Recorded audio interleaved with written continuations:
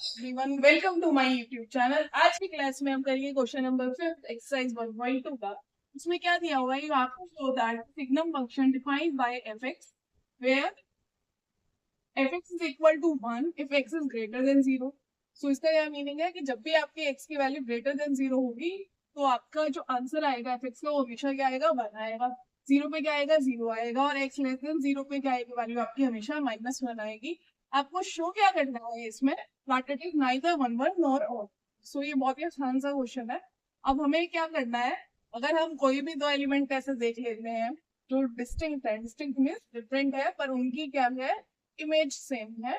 सो हम क्या कह सकते हैं, वो फंक्शन हमारा 1 1 नहीं होगा। तो इसमें आप देख सकते हैं कोई भी दो नंबर ले सकते हैं। जैसे x इक्वल टू आपने 1 लिया विच इज ग्रेटर देन 0, आपने क्या लिया, x is equal to 2 लिया which is also greater than 0. So the value of f of 1 is also 1 and value of f of 2 is also 1. And 1 and 2 are not equal. They are not like 1 and 2 are not equal.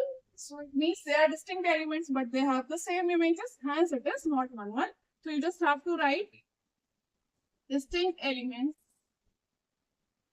does not have different image. Hence does not have different images, hence it is not 1 1. Now the second one is, you have to prove that the function is not onto.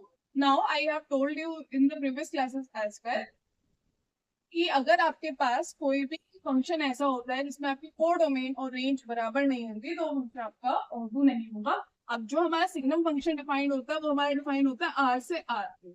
सो अगर मान लीजिए आपके पास कोई भी function L है जो कि ए से बी है, तो जो आपका बी सेट होता है वो क्या होता है, आपका कोडोमेन। तो इस केस में जो कोडोमेन आपकी वो क्या है, आर है। रेंज क्या होती है, जो भी आपके पास आउटपुट वैल्यू होती है। जैसे हमने जो भी इनपुट डाला, x की वैल्यू ग्रेटर देन 0 डाली तो हमें क्या मिला, 1।